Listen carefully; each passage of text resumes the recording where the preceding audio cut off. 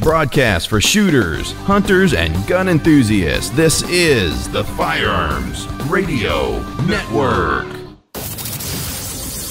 The bandwidth for this edition of Gun Guy Radio is supplied by LA Police Gear, lapolicegear.com.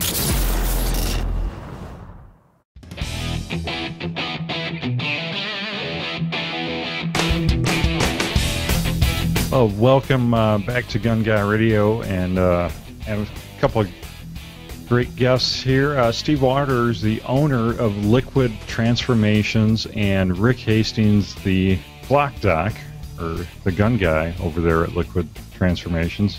Hey guys. How you doing? Hi Jake.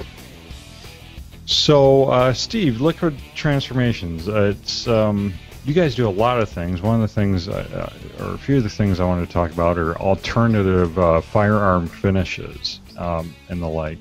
But why don't you give me a little rundown of the spectrum of things you do there? Well, the spectrum starts where Liquid Transformation started with hydrographic printing.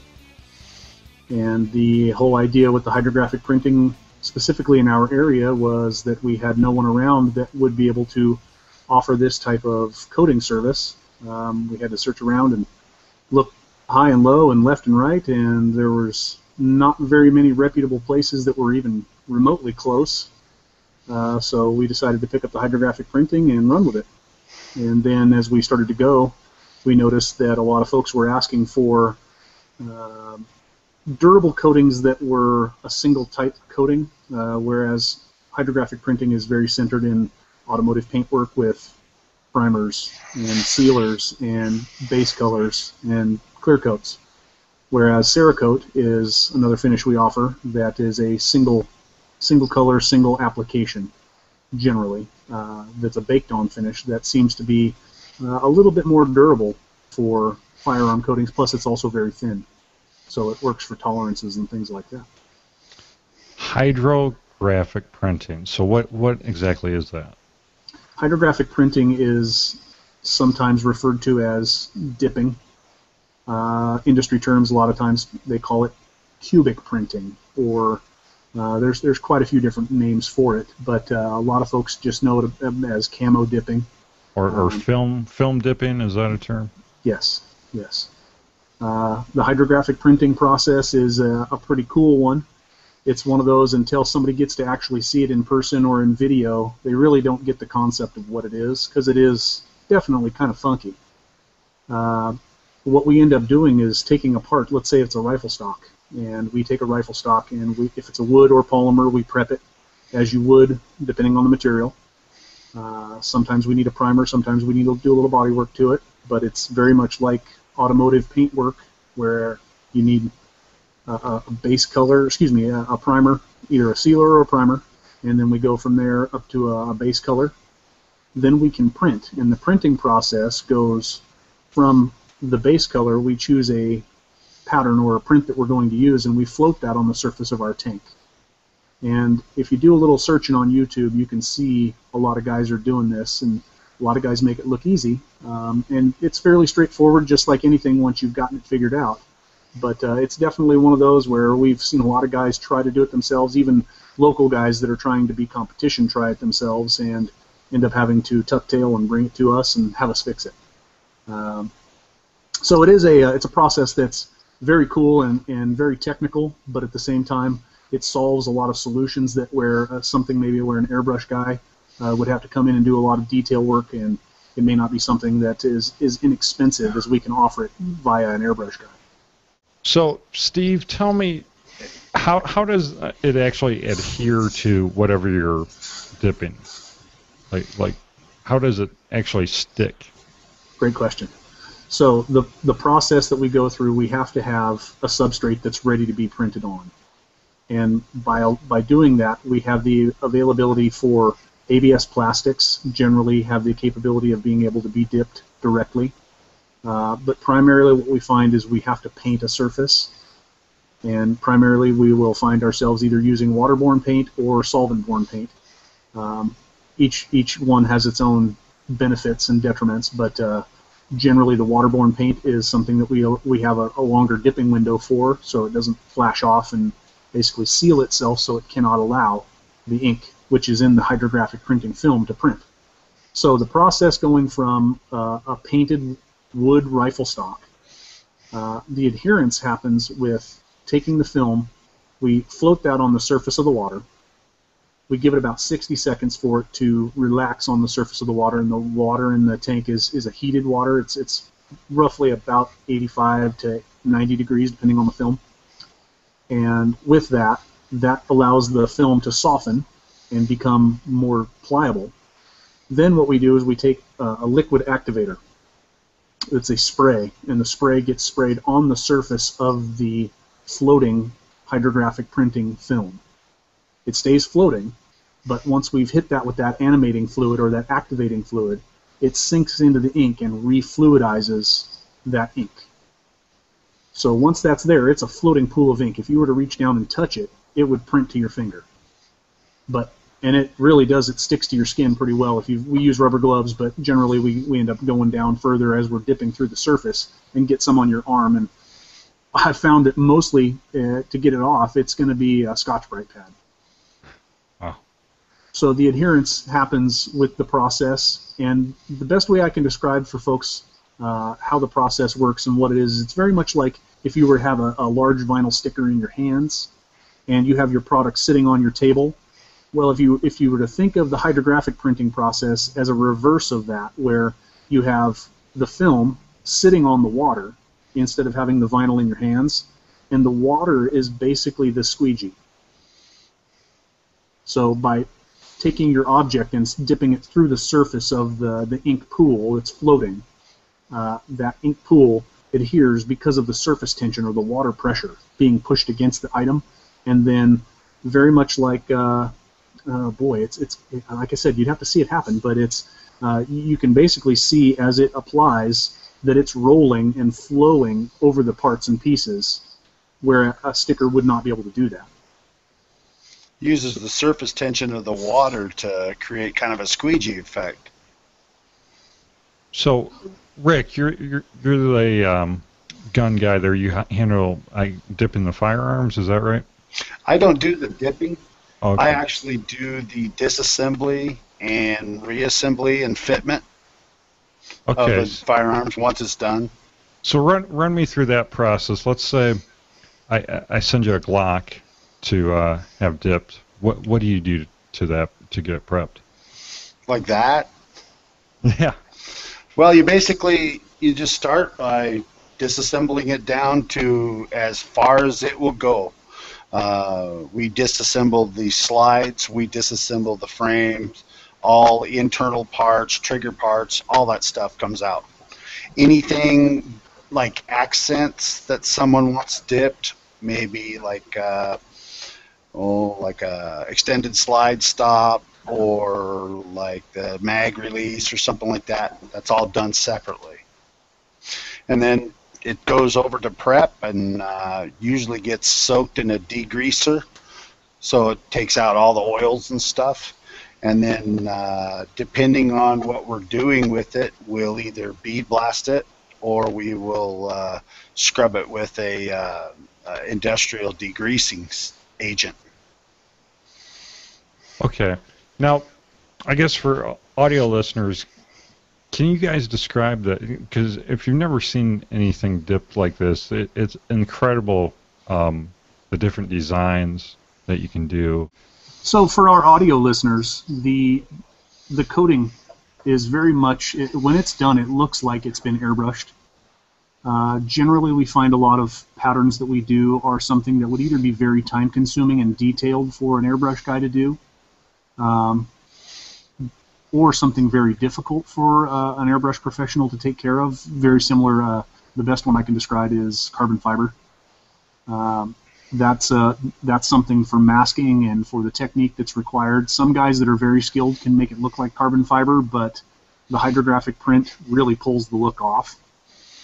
The way that I can describe for folks that have never seen this, that may have actually seen products that they own or that their friends own, or that they've seen in some other application. Number one is for firearms. I mean, the camo that's on a rifle stock, I would say 95% of those are all done hydrographically. if they do have, if they've got images of leaves and twigs and sticks in them, that's generally going to be a hydrographic print. So that's a lot of the things you've seen before, but also on the interiors of automotive, dash pieces and center consoles and door trim, all the wood grain or the stone-looking finishes. That's all stuff that's been done hydrographically as well. So, basically, though, camo or like tiger stripe, and different color variations of all that are very popular. But you can basically put any design on there you want, right? The way that it works with the hydrographic print is that there are many, many patterns available, and they're also customizable from the perspective of the way that you approach with masking and with uses of colors, because many patterns can look very different based on the end result of the process that you use with either candies or base colors that you can change or top coats, masking techniques, stencils, that kind of thing. Primarily what we've seen for this type of an object or process is, I guess the long and the short of it is that it's a process that makes it easier or quicker to be able to obtain those kind of details that you wouldn't otherwise get. Plus, it's also very good for applications like a dash bezel or a rifle stock that would have recesses or very tight corners where a sticker would never stay. And hydrographic print, once it's done, it's a floating ink. So that ink flows into its area, it prints, and no longer has any kind of a backer that would possibly pull away. It's ink. So tell me about the durability. What would you compare it to?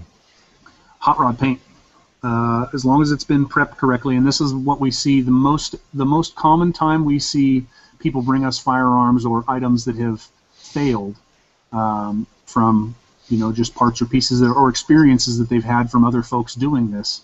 The failures that we see are from prep work. So keeping them clean, using the right materials, using the right products, the right timing. This is very much like cooking in regard to having the right chef. And you could have all the same materials and have one chef do that process and have another chef do it and have them come out very differently. And so from the durability perspective, the best thing I suggest for folks is if you were to have a hot rod paint job done with automotive paint, the expectation for the UV protection, for the durability of scratching, from chipping, all of those kind of things are all really going to be based on how the item's being taken care of. But inherently, the process that we do, a lot of folks compare paintwork to what they've seen with Krylon or with rattle cans, and generally those are a non-catalyzed type of an application. So what that means is very much like fiberglass resin. When you mix a fiberglass resin or an epoxy, you need some sort of a catalyzer or an activator. And that's primarily what the majority of the products we use through the process with a primer that gets mixed and it's catalyzed. The base coats, depending on which it is, it's either mixed and catalyzed and reduced or mixed and reduced. It just depends on what the item calls for. But the cross-linking is what also allows all these items or these different coatings to be as adhered to each other as possible. So from a durability perspective, it's as good as a 90-mile-an-hour hot rod paint job. Okay. So do you provide any kind of warranty? The warranty that we express for folks is a satisfaction warranty, and we've found that we've put the warranty out there, and we do a warranty based on a year. If it's gonna have problems, it's gonna show up in probably the first 30 days. But with that being said, we want our customers happy, and if we were to put a warranty out there any further than 365, I would say that we're opening ourselves up for possible abuse. And so when it comes down to it, though, every item that we do or every project we do is always dealt with customer service in hand. And so if a customer comes in and says, "Hey, man, this doesn't look like this should be happening. What do you think?" We want our customers happy. So there's going to be a lot of gray area between here and there with the warranty. And we're not a factory, so all the products we do, we're not able to just hand you another one because everything we do is custom. So if a customer's unhappy with something we do, we make sure that they're happy when they leave. So, Rick, what types of guns do you see coming through there? Mostly handguns, mostly semi-automatic handguns, really. XDs, Glocks, M&Ps, a few Walthers, stuff like that. So I've linked to your website, liquidtransformations.com, and you have a really cool gallery where you can see all the different kinds of. I assume these are all guns you've dipped in the past there, but there's also a fair amount of long guns. It seems like seems like people like their AR-15s and. We have done a lot of AR-15s. We haven't seen too many come through the door lately, mostly handguns. So to get one through is kind of cool because it opens up a new world for us, you know. What's the strangest gun you've seen come through there? Oh, I think the one we did was Flower Power.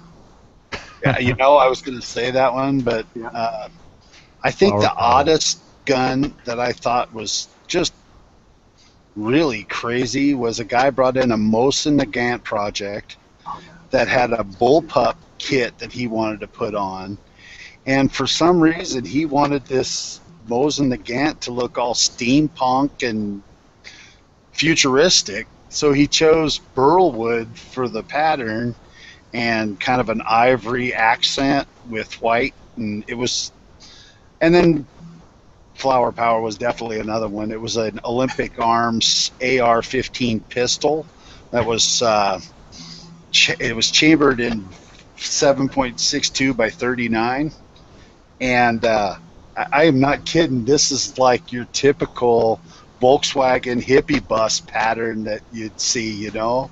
And he wanted it done, and I wanted his mags done, and it turned out great. I mean, if you want to call the abomination if great. That's your thing.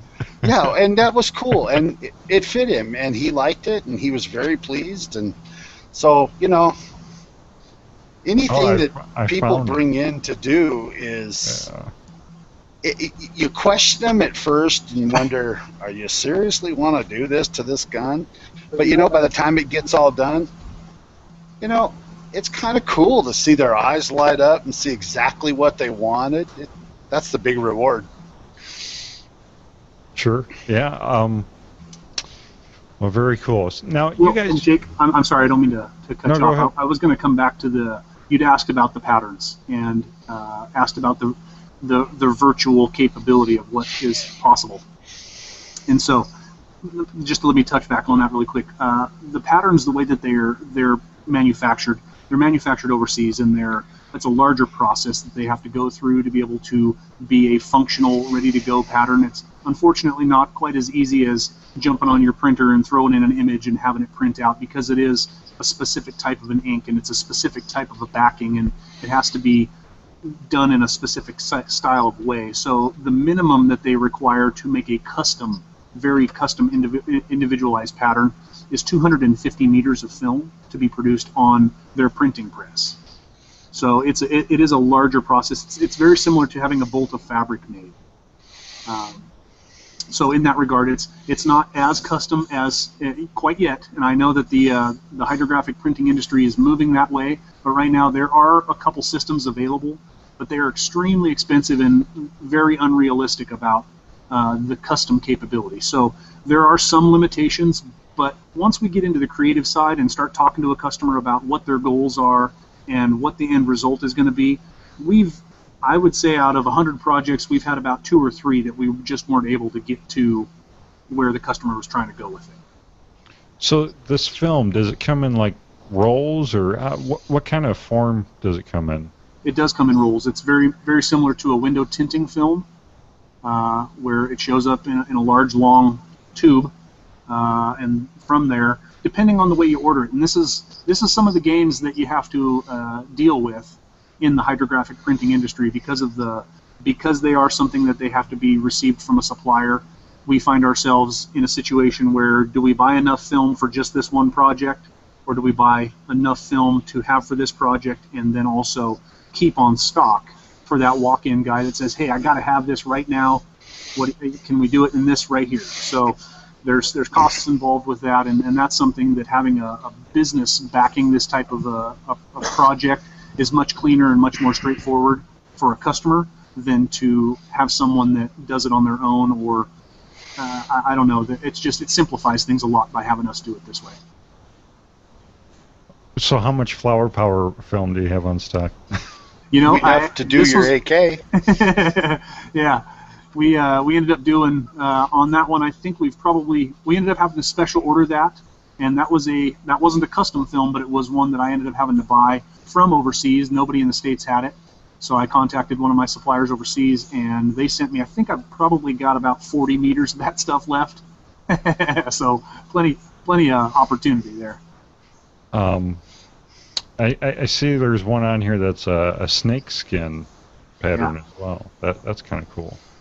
The snakeskins are very cool. There's quite a few different ones that are available. I would say probably 6 to 10 on our website, and probably another, maybe 10 from other places. And then the cool thing about it is that you can change the base color with those. With the red boa, there's a red boa pattern that we did. I think we did an M1A. I found that the base colors on those, if you wanted to look more realistic, you could do a cream base color with that, and it gives it the reptile skin base color. But I've also seen where we've done that pattern with a softer red base, and man, the colors really pop with that red base. So it really depends on the flavor that a customer's really going for. Turns out really cool either way. So now you guys also do some other finishes, correct? Correct. The other finishes that we do right now, the hydrographic printing, of course, and that's centered in the automotive paint. So we go quite a ways left and right with the automotive paint for candies and metal flakes and a lot of different very cool features that way. We do the Cerakote. Cerakote is a high durability coating on one side with their oven cure version, and then they've got an air dry version that's a high temperature coating. So we can do exhaust and headers and turbos, super high temperature stuff, up to 1800 degrees with most of the colors that are available, and then we can go a little bit past 2000 with one of their blacks. So that would work well on barrels as well. Absolutely, right? yep. Yeah. And we also do that with scopes, because scopes, primarily you don't want to bake them. If you do bake them, you're going to bake them at a very low temperature to have it kick, but not to a cure process like you would on the standard oven cure stuff. And so Cerakote, how is that applied? What's the process? Cerakote's generally going to be something that is prepped. The item is prepped with like Rick was describing, a solvent clean or an acetone brake cleaner, something along those lines. And then it gets sandblasted. Primarily we use aluminum oxide for all of the prepping of these items. What it does is it gives us a chance to create a profile. On a microscopic level, it takes a little bit of the surface away. It's not a noticeable difference, but it does freshen everything up. And what that also does is it gives itself a little bit of room for the new Cerakote to take the place of the high temp, or excuse me, the very close tolerances that firearms require. So for Cerakote being a firearm coating, it's excellent for that process. So can we talk price a little bit? Like let's go back to the Glock. If I was looking to get either get it dipped or get it Cerakoted, what would I be looking at for those two options? Generally we see, and every project's different, so pricing is always one of those difficult ones for us because every customer, and I say every customer, a lot of customers like to see a price and then try to work the deal and try to slip in something or try to make it so it's a little bit more difficult and they're really getting their money's worth out of the project. And so when it comes down to that kind of thing, we try to assess every project for what it is. Also, we like to ask customers what's the most important factor that's important to them based on timing, the price, or the quality, and we really don't sacrifice on the quality. We don't make that an option for, well, we'll do a lesser quality option for you if you want it less expensive. We don't do that. So really the two factors that we ask for is if it's a time or a price thing. So from a pricing perspective, I would say that you're probably looking at about a 20 to 30% lower cost on the Cerakote, because it is a fairly straightforward process based on what we have to do to it, whereas the automotive paint section side, it has a lot more chemistry involved. It also has a lot more timing and just a lot more to do to account for, to make sure that all these products come out the way that you expect them to. So generally, let's say a Glock, you're coming in and you want to do a slide. If you were to do a slide on a general basis, we're looking about 75 to 100 bucks, depending on the size of it. If it's a smaller one, we'll probably get down to 60, 65 bucks like that. Again, we also have guys come in that are gun guys to a level where they take their stuff apart and they clean them, but they don't pull springs, they don't pull pins, they don't take stuff apart. They know it very well. They can clean it and strip it, but they don't detail strip them. And so pricing is also based on that. I've seen guys price stuff with disassembly included, but a guy brings in an ACR and pricing's included, you're going to get your lunch handed to you, because that thing's going to take a lot more time than a standard AR-15. So hydrographic print, barrels, I can kind of give rough ideas on barrels. Barrels start about 100 bucks with Cerakote. They go up to about 150 to 200 depending on what we're doing for the dipping. If we're doing a rifle stock, generally rifle stocks in a hydrographic print. If it's a wood stock, you're probably looking about 2 1/4. And then that gives you a Cerakote. We're probably looking into the 150 to 200 range. So that gives you kind of a rough ballpark of what the idea might run you. It's not $1 million bucks, but we're definitely not doing it for peanuts, because we found that it's a more of a specialized process than we thought it was, and we've even seen guys locally, like I was saying before, that are skilled at what they do, but they can't make it work, and we've got it figured out. So I guess that's really the beauty of hydrographic printing, is that you can do wood, plastic, steel. Is there anything you can't do with that? Rubberized items, we get a lot of call for Hogue over molds. Guys wanted to dip those, and paint doesn't stick to rubber, so that's one of those items. Semi-flexible items that are, we found what was that? Was that a SR22, Rick, that we had the slip-on grip issue? Was that an SR22, or is that a? That was the. Yeah, you're right. It was an SR22, and we had thought we'd had that worked out with the grip inserts, like off an M&P. And the Walthers, yeah. And that one was just a little softer than most. Yeah, it was thinner and softer, and the flexibility. Cerakote and paint, as long as you apply the right type of flexibility additives, can be flexible, but there are certain items, if they're rubberized and flexible, boy, that's a double whammy. And then the other thing we don't do is clothing, because clothing has its own game. You're going to wash it. It needs to be able to have the indelibility of like a screen print or something like that. So that's got its own gig. But we find that generally, if it's going to be a clothing item, it's just that somebody hasn't tracked down the right type of process for the clothing. Whereas somebody brings us, let's say, like key fob remotes. You try to put a sticker on that, that's just not going to work. But hard plastic, that's great. That's great. You mentioned M&P, so you can do M&P type grips and stuff, though. Actually, yeah, we've been very successful. Because I didn't even think of that. The M&P is kind of more of a rubbery feel than some of the others. Correct. But, we've had good success with the M&Ps and the Walthers that use that same type of a concept on the grips. So, one thing I noticed on your website is you have a dip cam. You do. So tell me about that. Well, the dip cam is something that's, even though we've been in business for about 3 years, it's still in its infancy, and we would like to be able to do a little bit more with it and do a little more involvement with customers, and being able to push our notifications out to Facebook or Google Plus or wherever it might be, and We're just not quite to that point yet. But what it is for us and for our customers is it's a window into what we do, and it gives you a chance to log into the DipCam, and we've got the website dipcam.com where you can log in, and it's a direct view of our dipping tank. Generally, the dipping process, because it's there's a 60-second delay between when we lay the film on the water and then we activate, and then from the activation, there's either a 15 up to a 15-second, all the way up to a minute wait time. But really, there's only a couple minutes that really something's ready to be dipped and ready to be watched. So it's definitely a quick one, and we're trying to get to the point where we can let customers know before we're dipping them so they can watch, or they can invite their friends to say, hey, check this out. This is what we're having done right now. You can watch it happen right now. So that feature was pretty cool for us, and we thought that the overall concept of that was going to be a good one. It's just something we need to do a little bit more, I think, a little bit more depth of to be able to make it so it's as full-featured as it could be. Well, that's very cool. So what would you say the biggest benefit of film dipping is?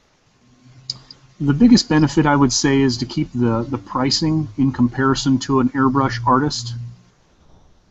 To have the customer have the availability to change an item that dramatically changes the way it looks, and also the way that it's sealed and the way that it functions moving forward. Flat finishes, semi-gloss, glossy finishes, those will all change the way a product looks, even if it's got the same print all the way across the board. If you do a gloss, semi-gloss, or a flat finish, it will change the look of it. So the main feature, I would say, to hydrographic printing is the fact that it can cover three-dimensional items in such a simple way. The project or the process, it sounds very complicated, but once we actually get the tire on the road with this stuff, it's a pretty straightforward process. So the end result for being able to get into contours and tighter corners, that's really the major benefit to hydrographic printing. And then being able to apply a pattern like a camo or a carbon fiber, Scully prints, that kind of stuff, really just makes it accessible to folks that don't want to spend $100 an hour for an airbrush guy to work on his rifle. Steve and Rick, thank you so much for sharing film dipping and Cerakote. And if anyone's interested, what's the best way to contact you guys? Well, we have a lot of folks hit us on the website. There's quite a few locations you can go. There's a Start Dipping button on the very top of our page that sends you to a form to fill out, so you can fill out all your information there and get the process started there. We also have a fairly good Facebook page that has direct access to us to ask questions and send us messages and see other pictures of projects that we've done in the past, and specials we run, events that we have coming up, that kind of stuff. So Facebook's a really good one. Email info@Liquid Transformations. You can also send it to Steve@Liquid Transformations. Those will all come to me. And from there, I would say .com, by the way. Oh, thank you. Well, very cool. I have to give a shout out to Savage from the We Like Shooting podcast. He turned me on to you guys and said I had to get you on. So thank you so much. And you guys are based in Idaho, is that why, or is it Washington? Spokane, Washington. Spokane, Washington. Okay. Yeah. Thanks, Jim and Savage. We really appreciate you. So what let me ask this real quick. What is your ratio of local to mail order business? I'd say probably 60-40 local to mail order. Okay. Very cool. Well, that's liquidtransformations.com. I have links in the show notes to the different galleries for the Cerakote and then for the dipping. Just some really great pics on there for sure. So, well, thanks, guys. Really appreciate it. Yeah, thanks, Jake. We appreciate it too. See you later.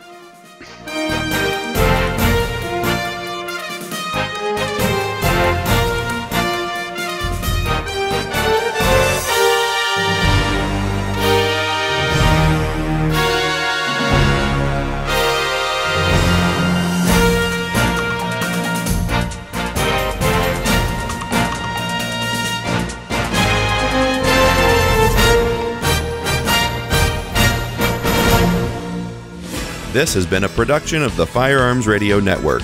You can find more information at firearmsradio.tv.